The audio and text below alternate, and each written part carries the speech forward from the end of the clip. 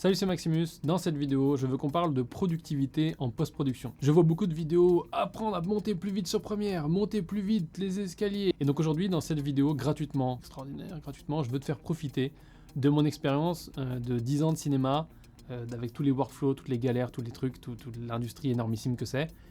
Pareil pour la publicité, parce que c'est quand même de l'hyper spécialisation, c'est des choses hyper complexes avec des gros budgets hyper lourds, etc. Et donc tu peux pas faire ça comme tu fais ta petite vidéo de vacances ou comme tu fais ta petite vidéo pour tes clients dans ton agence. Tu peux pas faire ça en mode oh on fera ça plus tard, oh c'est un chaos organisé, on rangera plus tard. Donc je veux te montrer aujourd'hui certaines choses qui vont être évidentes pour certains parce que je sais qu'ils sont organisés et des choses qui vont pas être évidentes pour d'autres que vous devez mettre en place si vous voulez grossir, avoir plus de clients, être encore plus rentable et garder du temps et conserver du temps pour faire ce que vous aimez faire, que ce soit le tournage, le montage, blablabla.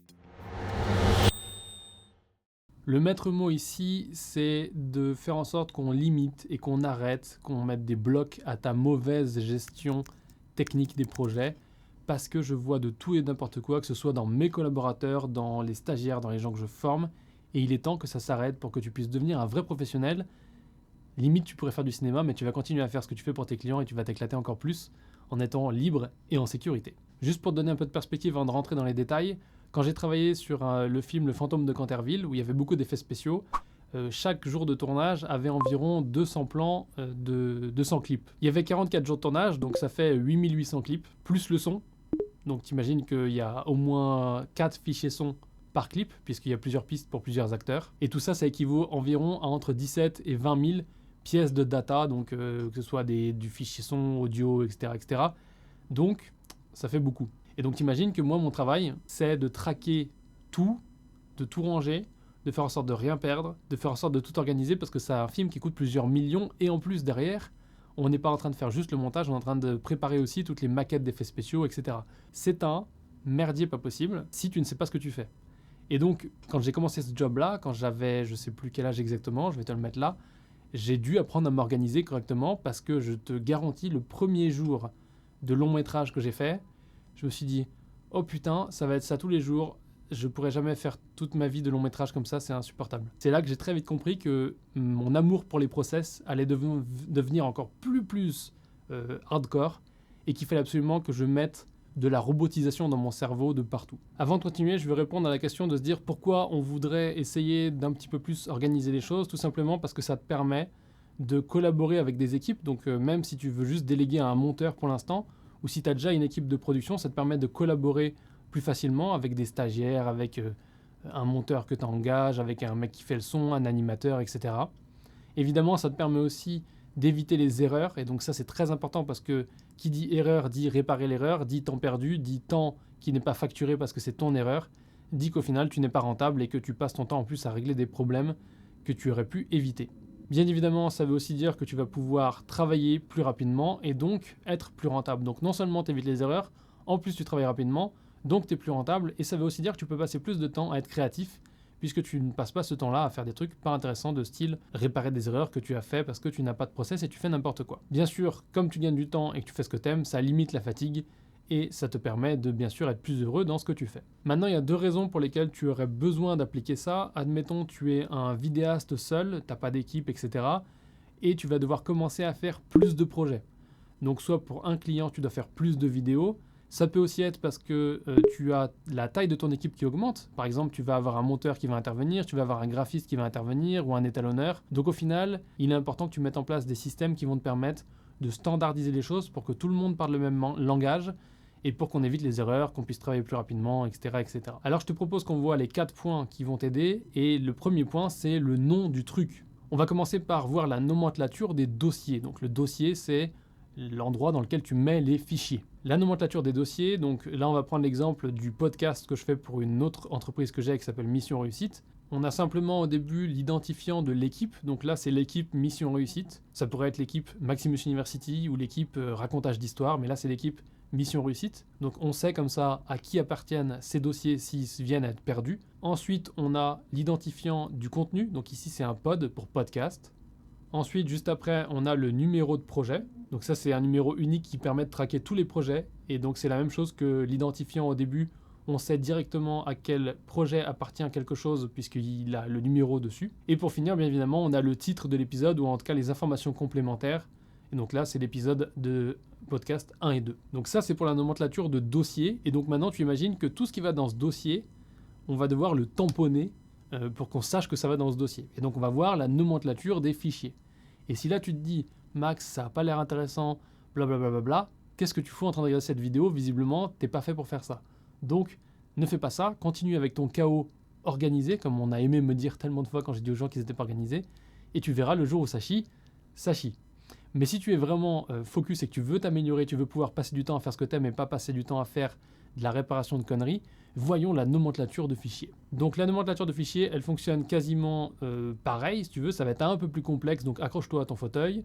Au début, on a simplement l'identifiant, encore une fois, d'équipe, comme ça on sait à quelle personne, enfin à quelle équipe, à quel projet, à quelle entreprise appartient ce fichier MP4, ce fichier .wave ou ce fichier .move. On a juste après, évidemment, l'identifiant du type de contenu, ici c'est un podcast. Après, on a le numéro de projet, comme tu l'as vu, voilà, on n'a rien réinventé ici. On a évidemment juste après le numéro d'épisode, qui peut aussi bien évidemment être le titre si c'est un truc particulier, mais tu l'as compris, c'est un numéro d'épisode pour les podcasts. Et juste après, on a la partie variable. Et donc là, la partie variable, c'est simplement l'information sur la nature du fichier, donc sa provenance ou alors à quoi il va servir, etc. Et donc si on veut en savoir un peu plus sur cette nomenclature-là, on a simplement donc l'info du fichier. Si tu fais des exports, tu vas les nommer de la même manière et tu vas sélectionner ensuite dans info fichier, tu vas sélectionner export et destination. La destination, ça peut être YouTube par exemple. Donc tu aurais quelque chose qui s'appellerait export YouTube. Et comme ça, la personne qui va s'occuper de poster cette vidéo sur YouTube, qui n'est pas d'ailleurs forcément la même que celle qui a exporté la vidéo ou que celle qui a validé la vidéo, et bien cette personne, elle sait que c'est cet export-là qu'elle doit poster sur YouTube. Et donc ça, c'est nickel parce que ça te permet d'être sûr que tout au long de la chaîne de production, jusqu'à ce que ce soit posté, tout le monde soit au courant des choses et tout le monde parle le même langage. Donc là, c'est que pour les fichiers, les dossiers et les fichiers, mais on va voir un petit peu comment on peut aller encore plus loin dans ces choses-là, ou en tout cas un autre point qui est important. Et l'autre point qui est super important, voire même le plus crucial au monde de toutes les crucialités, c'est les versions. Les versions, c'est très très simple. Pour ceux qui ont suivi mes formations sur le montage, qui sont toujours formations sur le logiciel, mais je donne aussi beaucoup de mes techniques personnelles issues de mon expérience, de mon métier, parce que contrairement à d'autres, j'ai de l'expérience. Ce qui est important, c'est de versionner. Pourquoi? Parce que du montage jusqu'aux exports, je te garantis qu'un jour, et tu le sais très bien si tu es un vrai professionnel qui fait ça depuis un bout de temps, les clients vont te demander « Ah oui, mais on préférait la version d'avant ».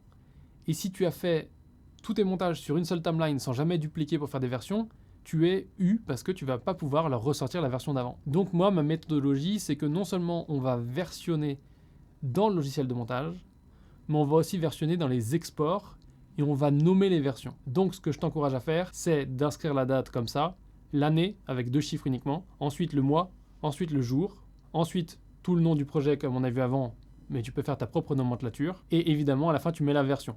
Et maintenant en parlant d'organisation, il y a une autre chose qui est importante, et c'est notre point suivant, c'est l'architecture justement de tes dossiers et de tes fichiers. Ça, je vais te le montrer en direct. Pour des raisons de confidentialité, je vais te montrer ça avec les vidéos de Maximus University. Ici, tu peux voir qu'on a du coup tous les rangements pour l'année 2021. Donc, on a le projet type tout en haut. Dans ce projet type, on a évidemment toutes les slides, les templates de slides qui sont pré-préparés. On a les rushs, donc le dossier dans lequel sera rangé les rushs. On a les exports et on a les miniatures YouTube avec les templates qui sont encore une fois déjà préparés. Ensuite, en dessous, on a tous les projets. Donc, tu vois les projets qui sont en cours, les projets qui sont déjà fait, certaines vidéos que tu as déjà vues sur YouTube. Et donc notamment, voilà, si on regarde un projet, ici on a les slides, on a les rushs, qui sont plus ou moins bien nommés, avec un peu de bordel à cause des fichiers de la thème, mais bon ça, on a changé le process depuis. Et on a ensuite les exports qui sont, comme tu peux le voir, nommés correctement, avec les versions. Et aussi, tu peux voir une chose qui est très importante, c'est les exports de projets DaVinci Resolve. Au final, tu vois l'intérêt de cette organisation, tu peux faire comme tu veux, c'est que chaque projet a son dossier et que si je prends ce dossier et que je le déplace, je peux reprendre mon montage, j'ai pas de offline, j'ai pas d'export manquant, j'ai pas d'éléments manquants, etc., etc. Les seules choses qui seront manquantes, c'est tout ce qui sont mais réutilisables, entre guillemets, tout ce qui est logo, animation, les choses standardisées qu'on va réutiliser à chaque fois, comme les génériques, comme le logo que tu vois au début, l'animation. comme n'importe quelle animation qu'on réutilise à cette fois. Donc on fait une fois, on la standardise et après on la met sur tous les épisodes ou toutes les vidéos, etc. Et donc ça, c'est la seule chose qui va être dans un dossier à part, justement parce que c'est le dossier général, entre guillemets, c'est pas le dossier de chaque projet. C'est la fin de cette vidéo et c'est très marrant pour moi parce que ça me fait plaisir de parler de tout ça. Ça me rappelle mon métier. J'ai eu du mal à quitter ce métier pour aller faire me donner à 100% dans l'entrepreneuriat. J'aimais bien faire des films, enfin, c'était vraiment très cool. Mais aujourd'hui, c'est plus ce que je fais. Aujourd'hui, je m'éclate dans ce que je fais et je suis très content. Et la raison pour laquelle je m'éclate, c'est parce que j'ai la possibilité de travailler avec plusieurs personnes, avec des équipes sur différents projets, parce que j'organise les choses correctement. Et donc, si toi, aujourd'hui, tu veux pouvoir faire ça, bah, c'est important que dans ton entreprise de vidéo ou de marketing ou ce que tu fais, tu appelles ça comme tu veux, si tu produis de la vidéo et si tu veux en produire plus pour un client ou avoir une équipe ou grossir dans n'importe quel sens des choses, c'est important que tu commences à mettre au moins un semblant de choses. D'ailleurs, si tu fais déjà une des versions de ce que j'ai dit, n'hésite pas à partager tes retours en dessous. Et surtout, une chose qui est très importante, c'est que si tu veux aller plus loin là-dessus et en apprendre encore plus sur mes anecdotes du cinéma, les workflows du cinéma et comment ils correspondent à toi, etc., etc., j'ai une formation sur les workflows, justement, sur Workflow Pro, ça s'appelle, que tu peux trouver tout simplement sur mon site, qui est une formation super cool, que quasiment tous les gens qui sont dans mes formations ont suivi, enfin non, pas tout le monde non plus, mais que tous les gens qui suivent les grosses formations ont suivi, parce que c'est un très très bon truc pour t'organiser, pour aller encore plus loin que juste cette vidéo. Voilà, mais déjà tu peux commencer par faire ce que je t'ai dit là, ce sera un bon début. En tout cas, je ne vais pas plus blablater, parce que je crois que cette vidéo est déjà un peu longue. Je laisse Enzo la monter, et je te dis à plus tard pour une prochaine vidéo.